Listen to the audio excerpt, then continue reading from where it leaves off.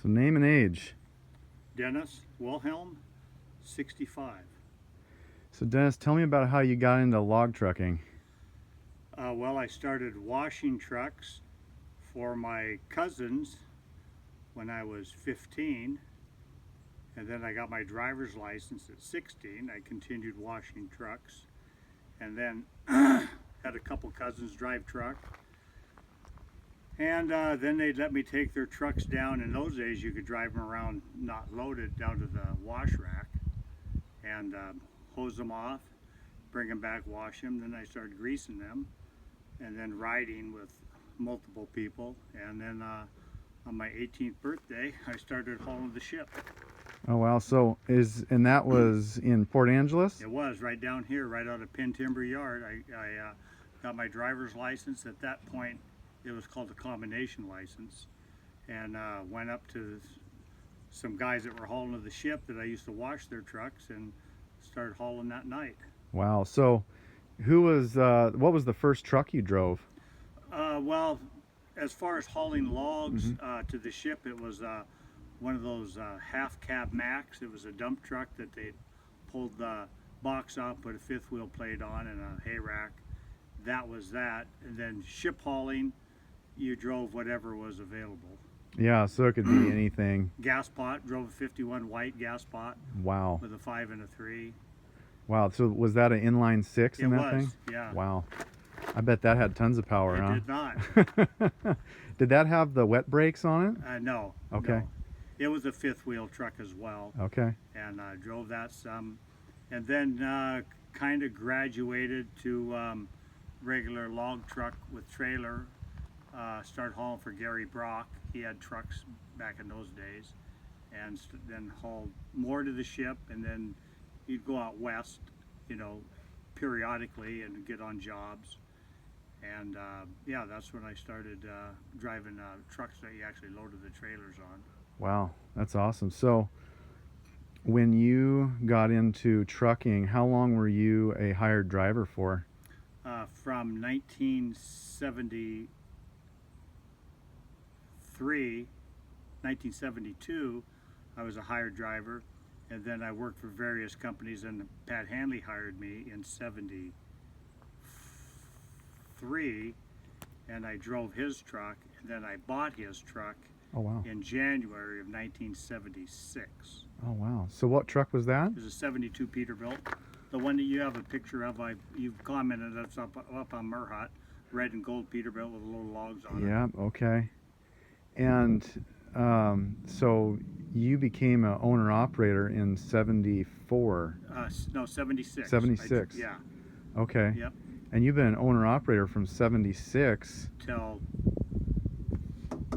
somebody comes and buys it. Till somebody comes and buys this beautiful truck. And you just, in between there, you did a small stint with a person driving your truck while yeah, okay. When the recession came in 81, there was no logs to haul, and I went to work for Sunset Wire Rope, parked my truck, almost lost it, almost lost this house. I mean, it was that tight. Had a new truck, new house, and 3 kids. Wow. And got a job at Sunset Wire Rope. They actually hired me. I was on the highway hauling shakes and containers and things like that, and was not going well.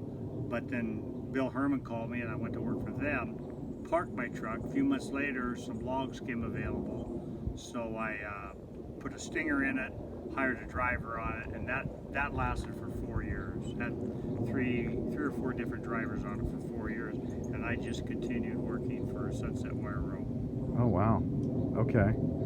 And now I'm going to back up a little bit. When you were driving for Pat Hanley, and then when you bought his truck, how long were you working for Hanley and Phillips hauling logs for them?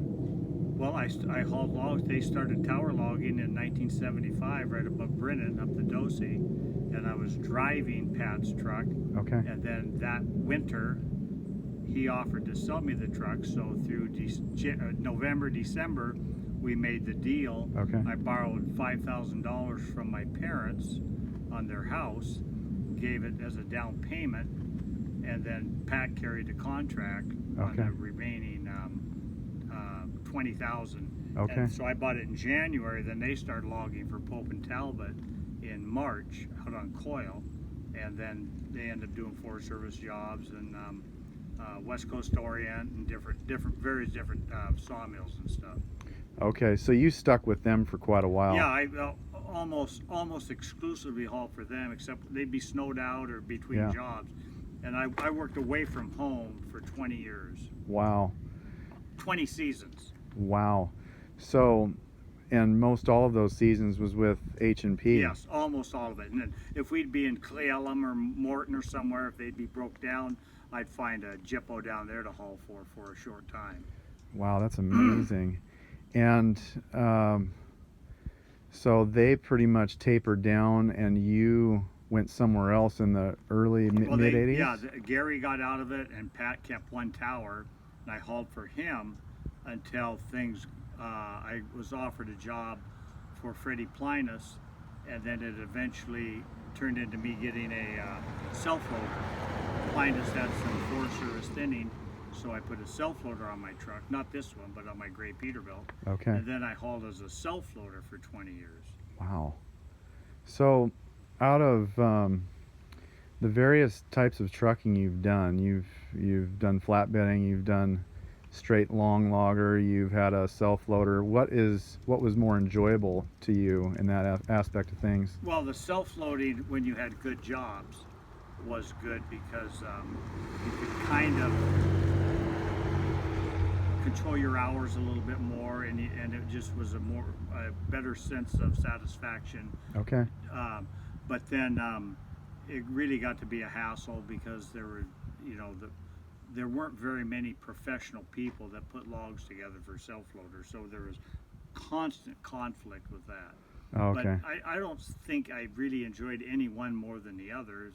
Yeah. It just, I had the ability to adapt, which I think is very important. Yeah. And so it came time, the self-loading time. I was 20 years as a long logger, 20 years as a self-loader, and then another 7 or 8 years as a long logger. And nothing really stands out. Other than I did have my self-loader in Southern California. I went to work down there, and that was a unique job. So how long were you down there for? 2.5 years. Okay. And what were you doing in SoCal? Well, there was a big beetle kill. Okay. And nobody in the area had the capabilities to do what we did, so I got hooked up. Another long story about that, I got hooked up with a guy from Susanville who was down there, and I flew down there and looked at the job and came home and went back down there a month later and with my truck and hauled there for 2.5 years. A good job, very good job. Wow. That's pretty... I worked there 2.5 years and only put my raincoat on once. Oh, hey, that's a nice place Yeah, to be then. yeah. Gosh. And something else I'm kind of curious about too is with this log trucking and the ups and downs that you've had over the years, do you kind of wish that you would have done something different? No. This has just been good all the way through. Oh, that's great. Yeah, Yeah. it was my father-in-law was a union electrician and my wife's brothers, and they were always trying to get me to get into that trade. Yeah. And it just wasn't for me. I just, this is what I did, and we've done fine. Then along with my self-loader, I end up getting a little sawmill, so I use that to dovetail with my self-loading as well. Took my self-loader off. I have a little skid steer that I load logs with on my mill, and was able to do that. But I travel. I mean, part of the traveling around, a lot of people would look at as a major disadvantage, and I can't say it was good for me. But and I have some regrets for the traveling and leaving my family. But there were some good times with that too. Yeah. And also, I was just thinking about here with how many years you've been doing it and all the different things you've been able to do, what was the scariest experience you've had behind the wheel of a truck? Well, it wasn't actually behind the wheel of the truck. I was up on top of my self-loader driving. I had another guy driving my truck. We were going up and down the Salduck campground road, and he'd drive down to where there was a log, and he'd Yeah. stop and put it in the PTO in gear, and I'd pick the log up or two logs and put it on the load, Mm-hmm. and continue on, and it was working pretty well until the next log was a mile up the road, and so he started picking up the gears, and when I was up on the loader, my boom drifted over, Oh and no. it hit a tree, Oh and when no. it did that, the grapple hit a tree, it extended my jib boom out, so now my boom is out even farther, and then it hit another tree and spun me all the way back around out of 360. Oh So no. the truck was going 40 miles an hour, and I was on the seat, and I really thought that I had about 6-7 seconds to think of it. I really did think that was the day I was going to die. That was game over. Yeah. Oh, and he didn't have the PTO in, so you got nothing. No, everything was free. And then he had just quit smoking the day before, and he got out of the truck and was shaking like a leaf. And I think we went home after that. As he sees the boom of the loader swing around Yeah. out in front of his window. Yeah, it did. The grapple came around, and when everything was all done, I started out on the passenger side with the grapple, and by the time we got stopped, I had spun all the way around with the grapple hanging out in front of the hood. Oh no, and it didn't damage the stacks. Nothing. Oh No, wow. nothing. Just And that was in your the Pete that you. my gray Peterbilt, yeah. Oh my goodness. So but I would say, so I wasn't even behind the wheel of a log truck, but log truck was involved. Yeah. But everybody's had close calls, and so that was the one that I thought for sure that death was coming to me. But Wow. other than that, a few scattered moments of sliding or somebody pulling in front of you. Or whatever. Yeah. Oh my gosh. And what about your best day? I mean, there's a lot of them in between all the goofy moments, but a day when you thought, man, this is it. It can't get any better than this. Have you got one of those that stands out? I don't think one of them. I used to go up above Brent, or when we worked on the canal, I'd go up early and watch the sun come up. Oh, that's cool. And you'd see it up from the whole canal range. You'd see a different view in the morning with the Yeah. clouds over the canal. I have lots of pictures in that, and just different settings, similar to riding motorcycle. You can ride by the same spot day after day, but depends where the sun is. Yeah. What the color of the leaves are. So Yeah. those were parts that mostly the scenery. And that when you talked about being above Brennan, was that up the Duckabush or the It would Dosey? be the Big Quill, the Dosey, the Duckabush, Yeah. Hamma, Jorstead, all the way down to the Skoke, Wow. South Mountain. Any of those. Anytime you can look north or east was where some of the most beautiful sunrises that I've experienced.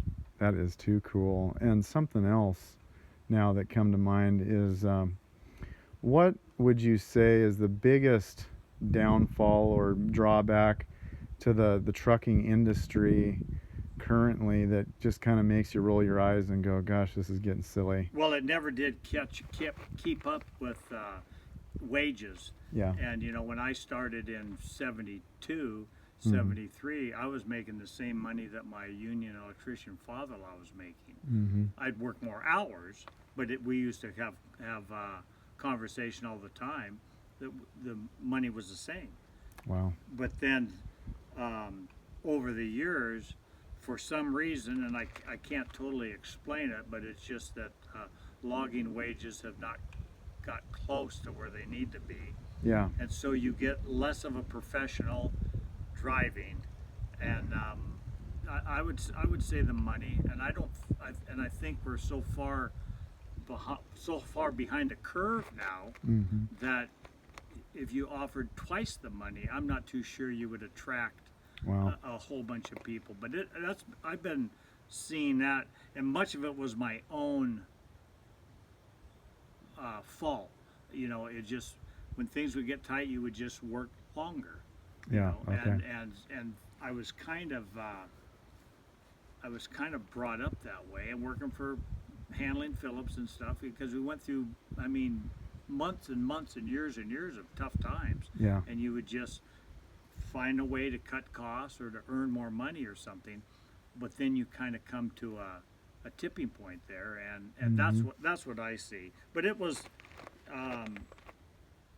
at the end before I quit in January.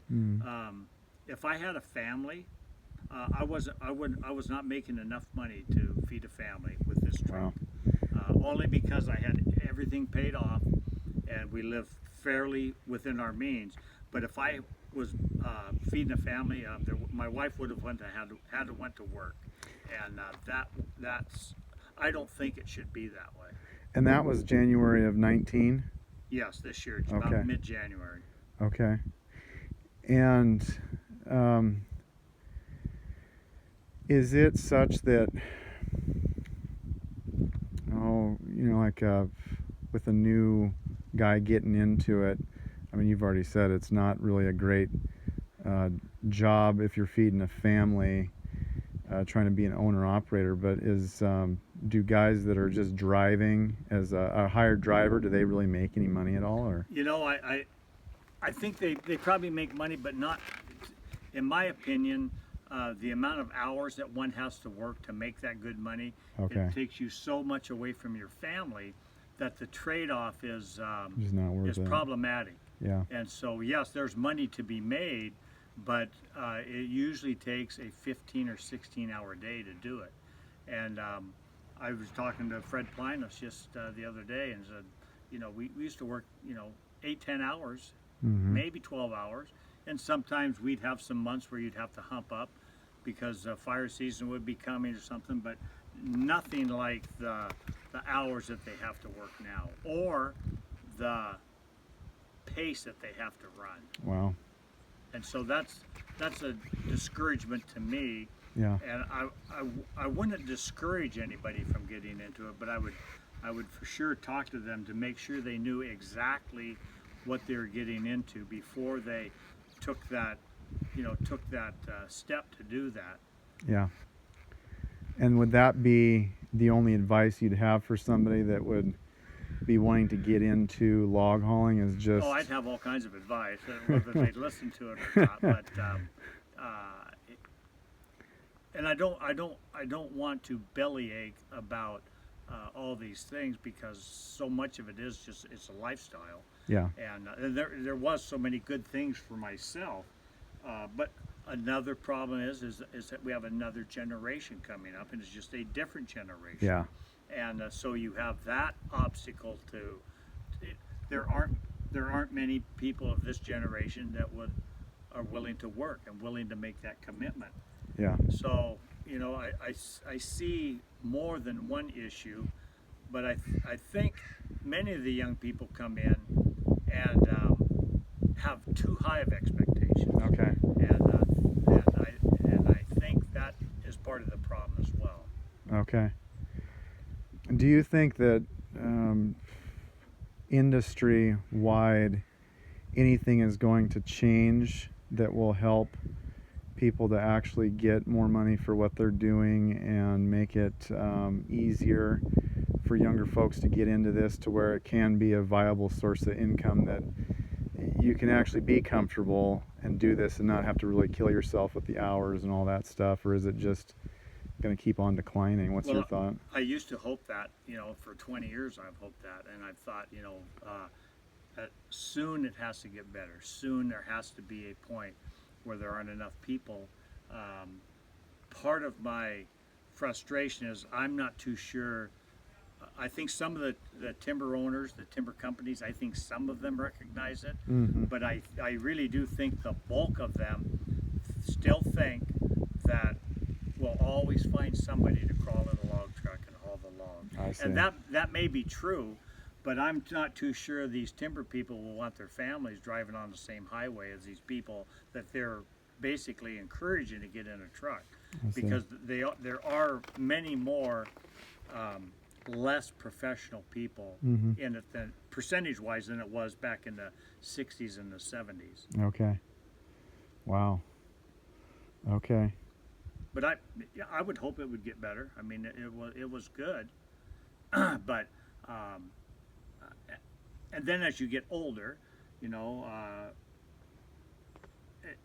I just see the folly of having to be somebody 60 or well whatever age having to Mhm. work a 70-hour work week just to make ends meet.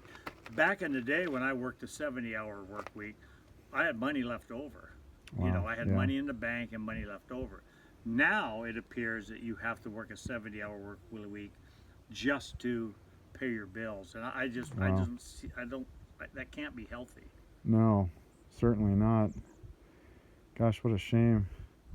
And real quick, off the top of your head, who was the biggest character that you ever worked with? I mean, you see him coming down the road and they just had you in stitches thinking about him, or um, practical joker. I mean, you kind of get the picture of what I'm going for. Well, yeah, there's hundreds of them, Daniel. Hundreds. I, uh, yeah, you should have given me a heads up on that first before we sat down. But I was just now thinking we about it. I should have.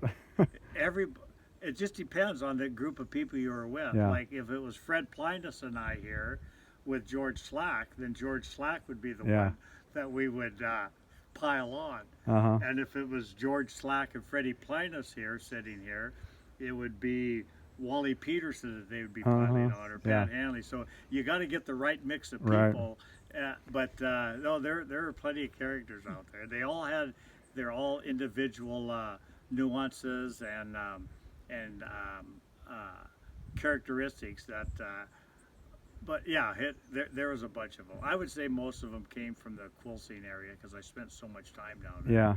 But and the nicknames, Hungarian Mike and Seal Beams, you know, and you know, Wood Eye, and you know, there's just all these nicknames. It was just awfully comical. But we used to, you know, I see now that more drivers are. It seems to be that they're more at each other's throats, is how I would characterize it. Not so much camaraderie. Correct. Okay. When I worked in California, I worked with a great bunch of guys, not a whole bunch of log truckers, probably six or eight, but a logging crew. Uh-huh. And we met every morning at the restaurant to discuss the day's projects. Yeah. And the camaraderie there to get this project done was just so encouraging. Mm. And there's a couple guys that caused some grief, and they went that way. You know, they got let go. But that was part of it, is the camaraderie that, and I've talked to many people about that. That's what they liked about log trucking, you know, or logging, was the camaraderie that it developed in the woods. I worked in Eastern Washington for a few months. You couldn't even stop on the side of the road to tighten your wrapper. Somebody'd pull over there and say, "Hey, everything good?" Farmer, rancher, logger, whatever. And on this side, they just see how close they can get to you and blow you back off the road. Not Right. being a little facetious there. Yeah, I understand what you're saying, though. But we did have a much greater camaraderie, I feel, in the earlier years. Wow. Okay. Well, Dennis, I better let you get going, but I really appreciate you talking with me, and you have a great day. Yeah, you too, Daniel. Thank you.